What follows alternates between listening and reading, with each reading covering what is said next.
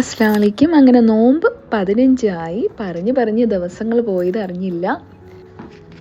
എല്ലാവരുടെയും നോമ്പ് എങ്ങനെ പോകുന്നു? ഉഷാറല്ലേ? അപ്പോൾ ഞാനും ഇക്കായും കൂടെ ഇപ്പോൾ പുറത്തേക്ക് പോകാൻ പോവുകയാണ്. പുറത്ത് പോയി ഒന്ന് നോമ്പ് തുറക്കണം, പിന്നെ അതിനുശേഷം തറാവി നമസ്കരിക്കണം. അപ്പോൾ ഇതൊക്കെയാണ് ടാർഗറ്റ്. അപ്പോൾ ഞങ്ങൾ എന്തായാലും വണ്ടിയിൽ കയറി ഇങ്ങനെ പോകുന്നിടയിൽ തന്നെ ഞാൻ ദിക്ർ ചൊല്ലുന്നുണ്ടായിരുന്നു.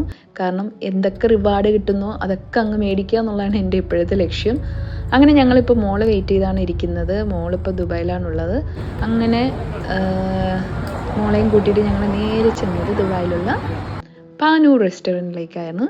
ഇവിടെ ഞങ്ങൾ രണ്ടാമത്തെ പ്രാവശ്യമാണ് വരുന്നത് നോമ്പ് തുറക്കാൻ വേണ്ടിയിട്ട്. അപ്പോൾ ഇവിടെ കുറേ നല്ല സ്നാക്സും കാര്യങ്ങളൊക്കെ കിട്ടും ഗായ്സ്. കണ്ടോ, പല തരത്തിലുള്ള സ്നാക്സ് ഉണ്ട്, നല്ല വെറൈറ്റി ആയിട്ടുള്ള. അങ്ങനെ ഞങ്ങൾ ഓർഡർ ചെയ്തിട്ട് നേരെ മുകളിൽ ചെന്നു ഫാമിലി ഹാളിലേക്ക്. അങ്ങനെ കൈയൊക്കെ വാഷ് ചെയ്തിട്ട് ഞങ്ങൾ വെയിറ്റ് ചെയ്തിരിക്കുകയാണ് നോമ്പ് തുറക്കാൻ വേണ്ടിയിട്ട്. നോമ്പ് തുറക്കാൻ വേണ്ടിയിട്ടുള്ള സമയം ഏകദേശം ആകാറായി. മേ ബി ഒരു 5 more minutes ഉണ്ടാവും. അങ്ങനെ അവിടെ കുറേ ആൾക്കാർ വന്നിട്ടുണ്ടായിരുന്നു.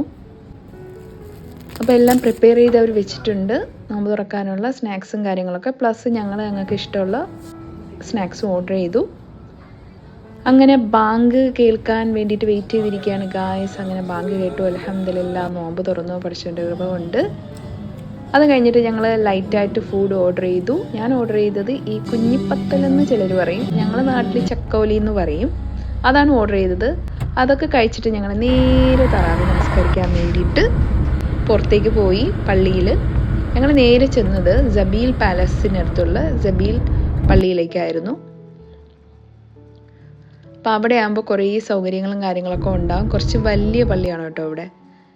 അവർ നല്ല ബ്യൂട്ടിഫുൾ ആയിട്ട് അലങ്കരിച്ചിട്ടുണ്ട്. മാഷാ അല്ലാഹ്, സോ ബ്യൂട്ടിഫുൾ. അങ്ങനെ വളുവൊക്കെ എടുത്തിട്ട് നേരെ പള്ളിയിലേക്ക് കിടക്കുകയാണ്.